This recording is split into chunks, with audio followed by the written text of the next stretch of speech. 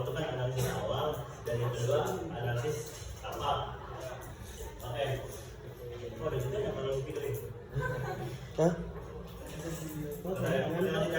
Di sini deh. Kandinya apa? Siap. Oke. Nah, sip. Oke, hari ini itu akan membahas yang namanya perancangan dana dari tampak. Yaitu akan berlanjut gitu ya kepada tugas yang baru gitu yang sudah kalian jelaskan. Lanjut aja. Nah, yang pertama adalah perancangan dana. Dari kalian ada yang tahu nggak dana itu apa? Irisan Pak. Kalau keuangan, irisan, Gambar. irisan gambar. Irisan Gambar. bangunan. Oke, lanjut ya. Jadi pengertian dana yaitu gambar tampak atas bangunan yang menunjukkan tata letak ruangan, dinding, pintu dan jendela. Yaitu di mana bisa dilihat gitu ya buat teman-teman. Di sini ada contoh dana gitu ya. Di sini diperlihatkan bahwa menunjukkan tata letak ruangan, kemudian ada dindingnya, kemudian ada pintunya gitu ya. Nah, ini tuh representasi horizontal potongan bangunan setinggi 1 meter dari lantai sampai 1 meter. Nanti dipotong, nah dilihat tampak atasnya. Nah, kemudian fungsi utamanya yaitu memvisualisasikan pembagian ruang dalam bangunan. Jadi maksud di sini tuh kalau semisal kita gitu membuat dena gitu ya, kalau semisal membuat bangunan, kalau nggak ada dena berarti kan nggak ada bayangan gitu. Untuk misalkan ada klien, misal klien mau membuat rumah, kalau semisal nggak bisa dibikin, kalau nggak ada dena nggak bisa membayangkan kan bahwa rumah itu seperti apa gitu. Nah, dengan adanya dena berfungsi sebagai memvisualisasikan pembagian ruang dalam bangunan. Terus kemudian yang ketiga menampilkan skala dan dimensi setiap ruangan. Nah, di dena tersendiri ini juga ada gitu ya dijelaskan untuk dimensinya berapa, kemudian skalanya berapa, agar pengguna gitu atau klien bisa tahu gitu kalau ruang misalkan ruang tidur yang akan dibangun itu berapa ukurannya gitu ya. Lanjut ya. Buat materi nanti dikirim di Google Classroom. Oke. Kemudian ada yang kedua yaitu fungsi dena. Fungsi dena tersendiri menunjukkan tata letak dan hubungan antar ruangan dalam bangunan secara jelas dan terstruktur. Jadi yang sudah dijelaskan tadi gitu ya, buat dena itu fungsinya menunjukkan tata letak setiap ruangan gitu dan hubungan antar ruangan bangunan secara jelas dan terstruktur. Kemudian membantu perencana, sirkulasi dan pergerakan bangunan menjadi panduan utama pelaksanaan konstruksi di lapangan. Terus yang kemudian yang kedua memudahkan perhitungan luas bangunan dan kebutuhan material secara akurat. Jadi di dana itu kan bisa ditunjukkan gitu kan bahwa di dalam dana itu yang tadi ada skalanya untuk apa namanya? Ya itu kemudian untuk kebutuhan materialnya sudah dijelaskan juga, misal kalian tuh menggunakan tembok memakai material batu bata ya kemudian atau beton gitu kan. Nah, berfungsi juga sebagai alat komunikasi efektif antara arsitek, kontraktor, dan klien untuk menyampaikan persepsi desain. Jadi di dena ini bisa gitu untuk menjadi bahan komunikasi antara pihak perencana. Misal klien mau seperti ini, terus si perencana, terus si pihak perencana tuh membuat dena. Nah, outputnya kan apakah si klien itu mengerti atau tidak gitu? Apakah sesuainya sudah desainnya sudah sesuai atau tidak gitu? Kalau misal tidak sesuai kan bisa direvisi. Kalau sudah sesuai itu baik. Lanjut ya. Kemudian selanjutnya itu prinsip perancangan dana. Yang pertama efisiensi ruang. Nah, di sini itu memaksimalkan fungsi dengan luas minimal, menghindari ruang mati atau terbuang. Jadi di sini maksud dari poin ini tuh kalau semisal kita membuat dana, jangan ada ruang yang mati gitu ibaratnya. Misal kotak nih ruang tamu, bukan. Misalkan kamar 1, di sini kamar 2, kan di sini ada rongga. Nah, itu tuh jangan seperti itu. Nah, kalau kayak gitu bisa menyebabkan ruang mati atau terbuang. Terus poin kedua yaitu sirkulasi yang baik. Jalur pergerakan jelas, efisien dan tidak berbelit-belit antar ruangan. Misalnya kalian ya, tetapi jauh dengan wastafel.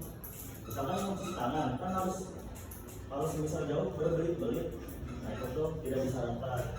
Kemudian zonasi pemisahan area publik, privat, dan service. Kalian sudah tahu ya, dan sudah dijelaskan juga bahwa ruang privat itu ada apa aja? Ruang tidur, terus ruang kerja, ya kan? Kemudian kan ruang publik, ruang tamu, kemudian teras, ya, dan servis. Kemudian nomor 4, pencahayaan dan ventilasi, yaitu optimalkan cahaya dan udara alami melalui penempatan bukaan yang tepat. Jadi maksud di sini itu di Lena itu kan sudah apa namanya direncanakan oleh pihak perencana dan sudah melalui yang namanya tes pencahayaan dan ventilasi. Jadi si pihak perencana itu sebelum membuat Lena dia menganalisis iklim dulu gitu, buat yang kayak juga kemarin ada tapak mulai dari arah angin, arah hujan, dan arah matahari. Nah, buat di pencahayaan dan ventilasi di sini untuk arah angin dan matahari gitu ya. Kemudian nomor 5 ada orientasi bangunan. Nah, di sini pertimbangkan arah matahari dan angin untuk penyamanan kemana. Ini juga sama juga sama dengan nomor 4. Lanjut ya.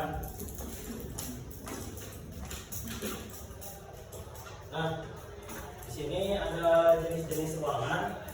Yang pertama ruang publik.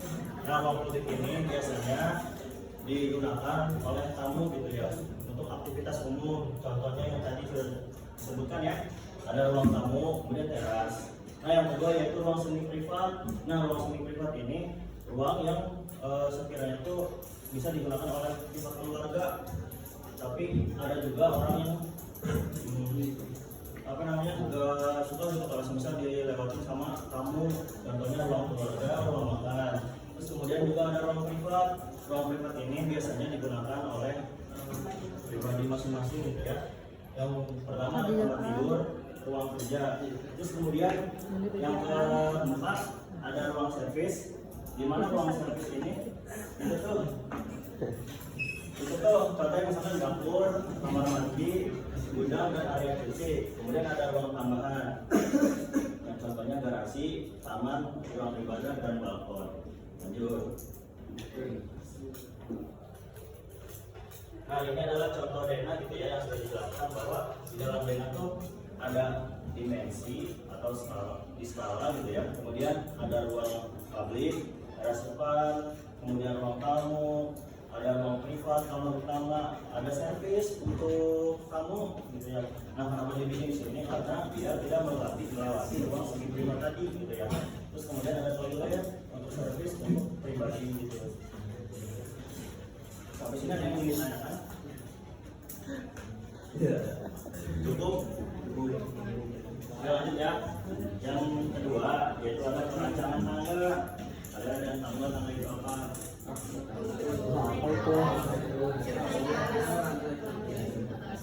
Ya, ada lagi. Coba.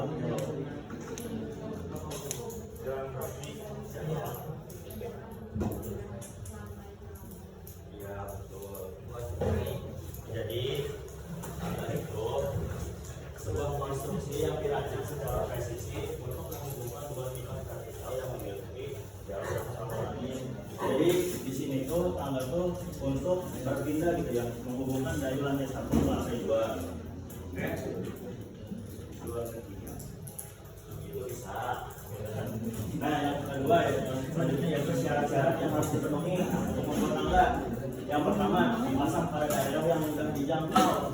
Jadi kalian tuh untuk memasang tangga jangan sampai tangga itu dipasang di daerah yang misalkan di dapur kecil gitu kan.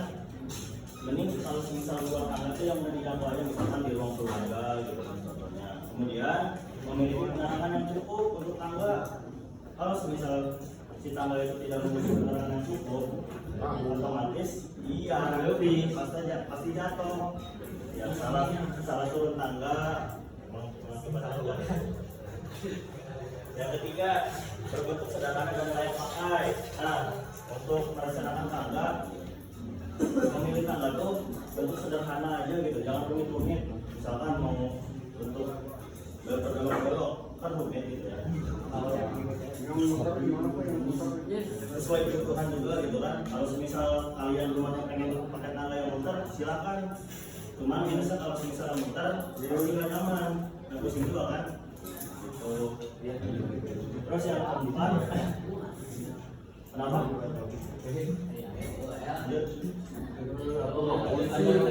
Terus yang keempat, strukturnya harus kuat. Jadi kalau semisal tangga, kalian pernah nggak nginjek tangga suka ada bunyinya? Gitu kan? Nah, itu tuh tanda-tanda gitu kalau nggak kuat. Biasanya kalau misalnya ada suasana ngek, tangga yang apa? Yang besi tapi tidak ada kayu. Nah, kadang sekayanya itu tuh bautnya kendor gitu kan? Nah, gitu contohnya. Terus yang kelima, bentuk atau dimensi tangga sesuai dengan ukuran langkah normal. Nah, jadi maksud di sini tuh untuk pijakan ya langkah normal manusia sekitar 57 sampai 65 cm. Itu normalnya idealnya gitu ya. Kalau semisal lebih dari itu atau kurang dari itu tuh tidak nyaman untuk dilewati. Makanya di sini harus sesuai. Dan untuk lebarnya itu tinggal disesuaikan.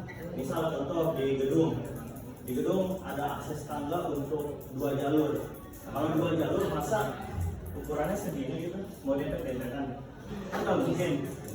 Nah makanya sesuai kebutuhan gitu kan. Kalau misalnya di rumah bisa aja lebarnya nggak terlalu lebar kayak di gedung seperti itu. Ya, lanjut ya.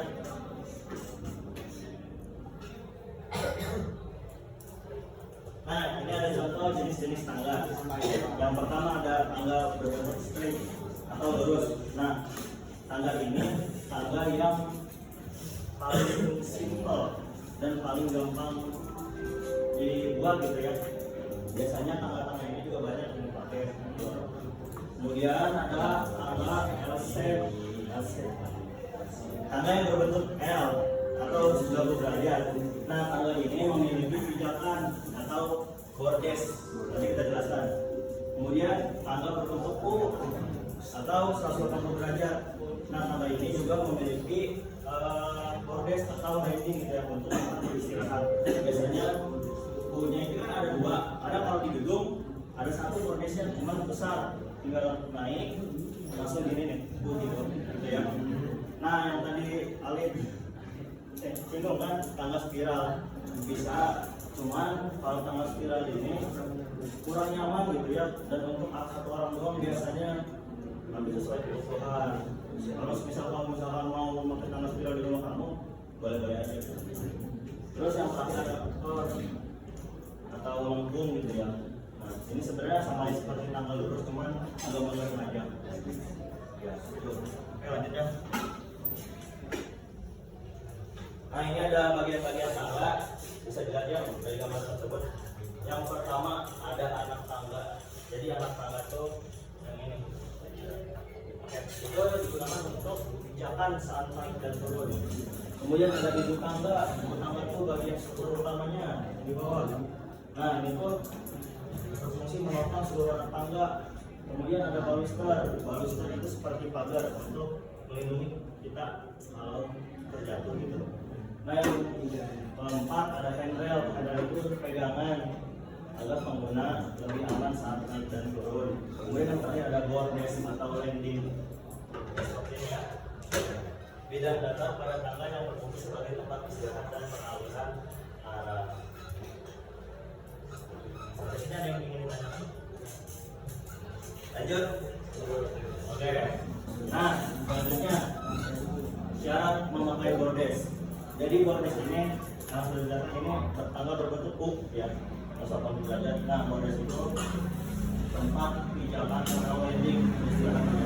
Ukuran anak tangga harus seragam dan banyaknya anak tangga dalam satu tanjakan tidak boleh lebih dari 12 anak tangga. Bila ternyata tinggi lantai membuat anak lebih dari 12 anak tangga, maka dapat dibuat untuk tangga dengan bordes.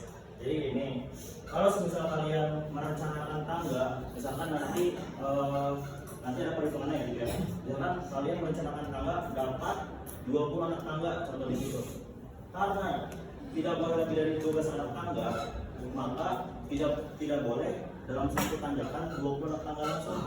Kalau semisal kalian memaksakan, itu nanti akan mengakibatkan si tangga itu curam, gitu ya. Kemiringannya juga ada nanti pokoknya. Nah, contoh 20 anak tangga direncanakan karena maksimal 12. Ini mah contoh ya. 10 anak tangga untuk nanjak, pasang bordes untuk landing, 10 anak tangga lagi buat ke atas. Itu ya. Ada yang ditanyakan? Cukup. Nah, yang selanjutnya yaitu kemiringan tangga. Sudut tangga yang mudah dijalani dan efisien sebaiknya mempunyai kemiringan ideal 30 sampai 40 derajat. Kalau semisal lebih dari itu, nanti kita tuh nggak bakal nyaman dan curang juga kan, dan takut gitu, atau enggak takut jatuh kalau turun atau naik gitu kan. Jika mempunyai kemiringan lebih dari 40 pada waktu menjalani akan berbahaya terutama dalam anak turun tangga. Agar tangga tersebut mudah dijalani, ukuran off-track vertikal, off-track itu ini ya, vertikal, dan on-track horizontal itu harus sebanding gitu ya. Nah ini contoh nih, kan tadi kan udah disinggung tentang kemiringan. Misal menurut kalian manakah contoh tangga yang baik?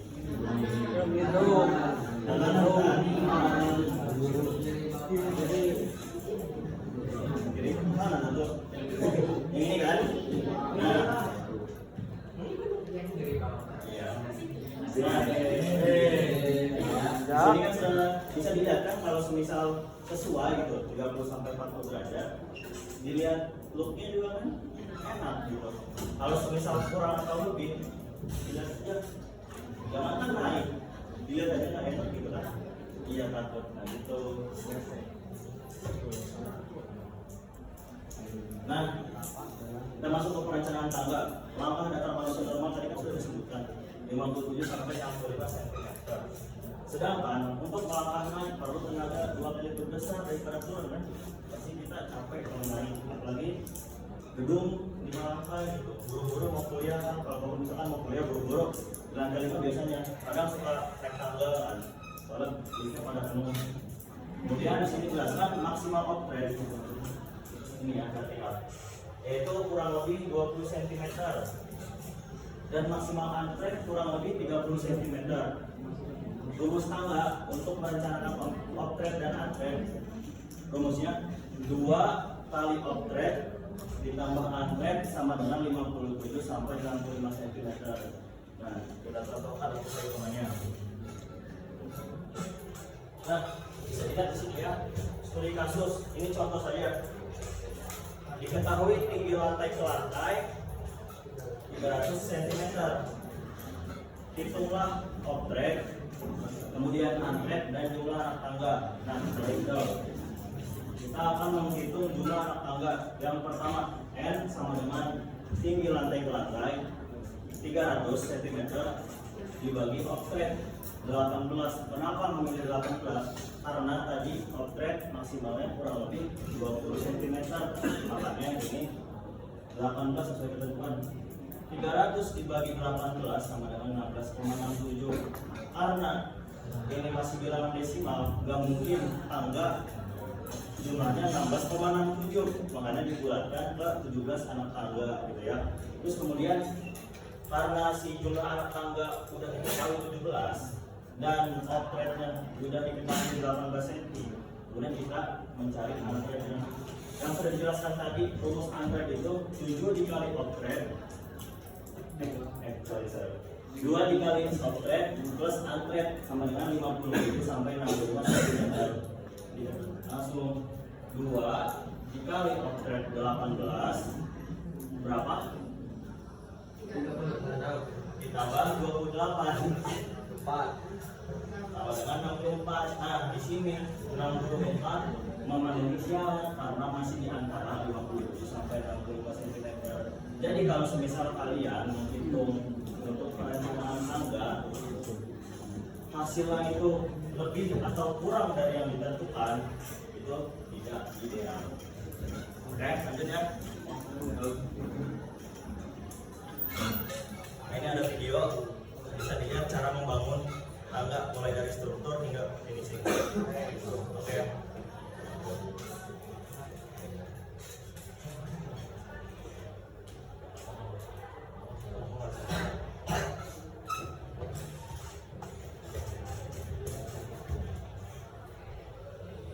Nah, bisa dilihat tuh ya.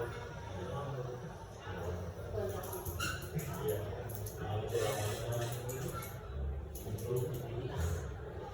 Kalian belajar tulangan juga.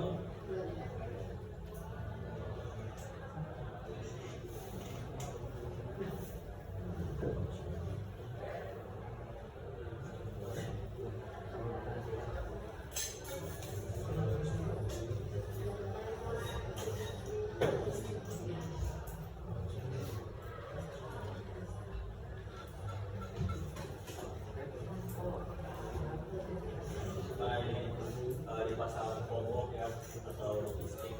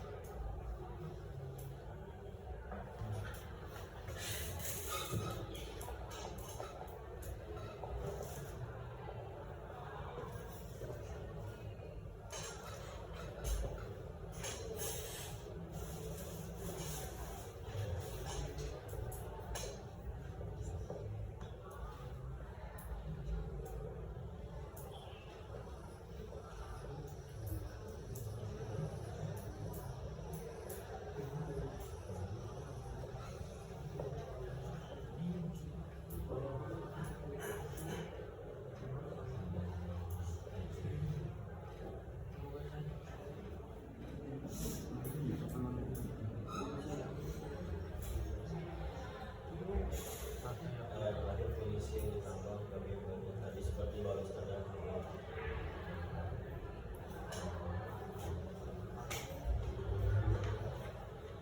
Nah, ini contoh tangga berbentuk U ya.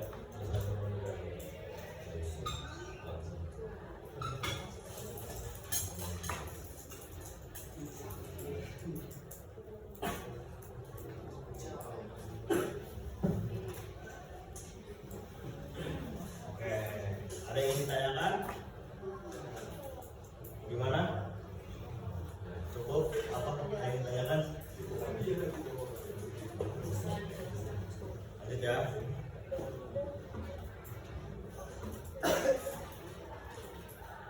Nah, yang terakhir, rancangan tampak. Ada yang tahu nggak tampak itu apa? Benar, tampak depan. Yang maksudnya apa gitu? Gambar dari Ya betul. Gitu ya. Jadi gini, tampak itu gambar proyeksi ortogonal yang menunjukkan wajah atau fasad bangunan dari berbagai sisi, mulai dari tampak depan yang tadi sudah disebutkan, tampak samping, kiri kanan, tampak atas, tampak belakang gitu ya. Menampilkan detail eksterior meliputi pintu, jendela, atap, dan material finishing. Jadi kan di dalam juga kan menampilkan detail pintu, jendela gitu kan. Tapi proyeksinya dari tampak atas. Nah, sedangkan yang sekarang itu tuh ya dari samping, depan, belakang gitu. Kemudian di sini juga dijelaskan bahwa menampilkan atap. Misal kalian mau memakai memakai atap beton, konsep rumah itu industrial gitu kan. Apakah kalian menggunakan atap segitiga gitu, memakai material benteng, terus material finishingnya juga misalkan kalau misal kalian memakai cat apa, nah itu bisa dijelaskan di tampak. Kemudian memberikan gambaran visual tentang bentuk dan karakter bangunan secara keseluruhan. fungsi tampak yaitu menunjukkan desain eksterior dan estetika bangunan secara visual. Jadi si fungsi tampak ini menampilkan gitu si desain eksteriornya itu seperti apa, kemudian juga memberikan informasi detail tentang material dan finishing fasad. Nah di tampak ini juga selain menampilkan eksterior dan estetika, di tampak ini juga menampilkan gitu bahwa informasi-informasi yang sekiranya di tampak itu ada, misalkan seperti material menggunakan apa gitu, kemudian memakai cat apa gitu, terus warna apa, kemudian menjadi panduan pelaksanaan pekerjaan konstruksi bagian luar bangunan. Nah ini juga menjadi alat bantu kontraktor untuk membuat bangunan tersebut gitu. Kalau semisal nggak ada tampak, kontraktor juga bingung mau pakai desain apa. Nah kemudian menampilkan proporsi dan komposisi elemen-elemen bangunan secara keseluruhan, berfungsi sebagai alat presentasi desain kepada klien untuk mendapatkan persetujuan visual sebelum konstruksi dimulai. Jadi sama seperti ini sebetulnya. Jadi si gambar tampak ini itu tuh pasti dikomunikasikan kepada klien gitu atau pengguna gitu sebelum direncanakan. Kalau misal langsung main dibangun-bangun aja, takutnya pihak lain kecewa atau apa yang mengakibatkan tidak dibayar gitu.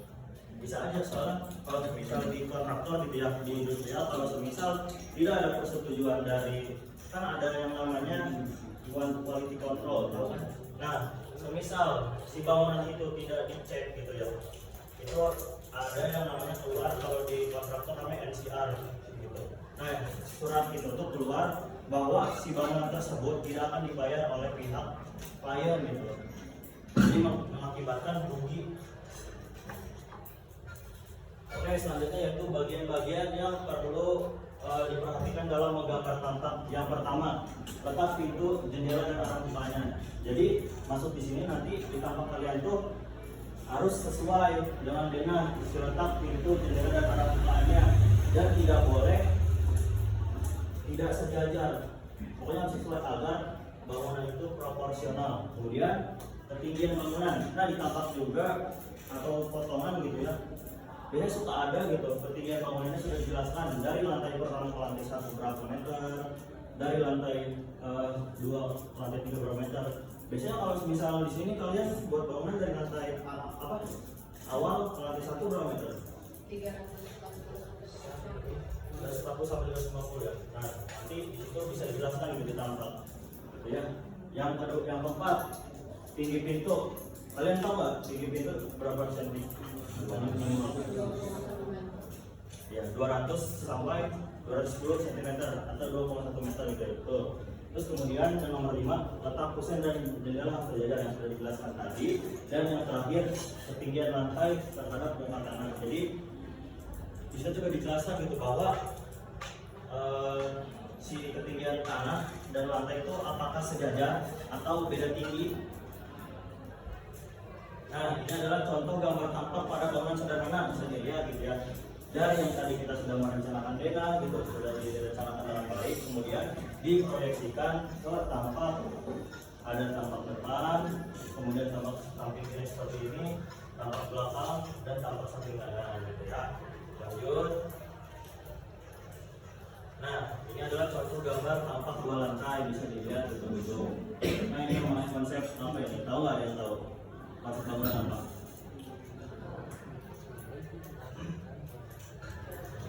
Kalian tahu? Jadi konsep bangunan seperti klasik gitu ya, model klasik.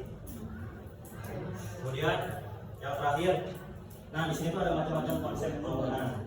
Jadi konsep bangunan itu sebenarnya kalau Bapak sih cuma memasukkan 3. Yang pertama ada minimalis, modern dan klasik. Nah ini tuh sebagai acuan.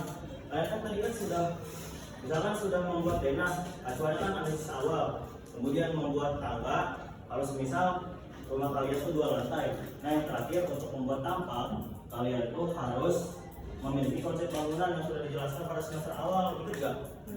Yang gaya arsitektur, ada bangunan minimalis, kemudian modern, klasik, industrial, gitu kan? Skandinavia, gitu. Nah nanti kalian acuannya untuk membuat tampak menggunakan konsep-konsep bangunan yang sudah dijelaskan di semester awal tadi gitu. mungkin untuk materi seperti itu, gitu aja gitu. Ada yang ingin ditanyakan tidak?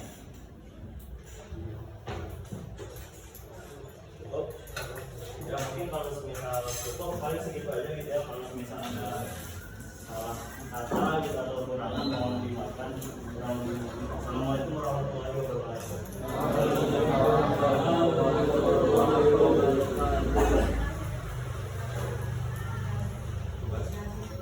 Oh ya, buat nanti kan sesudah ini kan kalian memberikan tugas buat yang belum tugas analisis awal ya, dilanjutin dulu karena membuat denah itu acuannya analisis awal.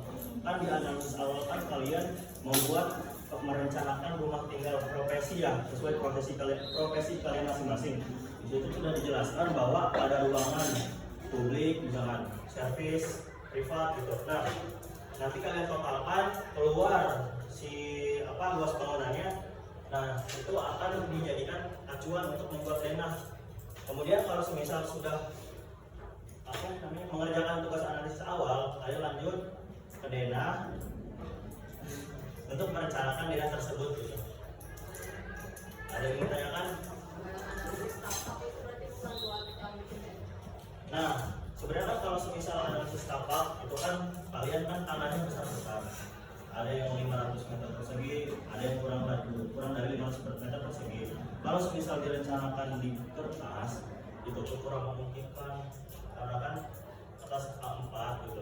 Jadi untuk acuannya analisis awal aja, tapi untuk misalkan mengorientasikan misalkan kayak tadi untuk arah bukaan gitu kemana, nanti bisa melihat di analisis tapak gitu kan, sesuai arah angin, arah hujan gitu kan, seperti itu.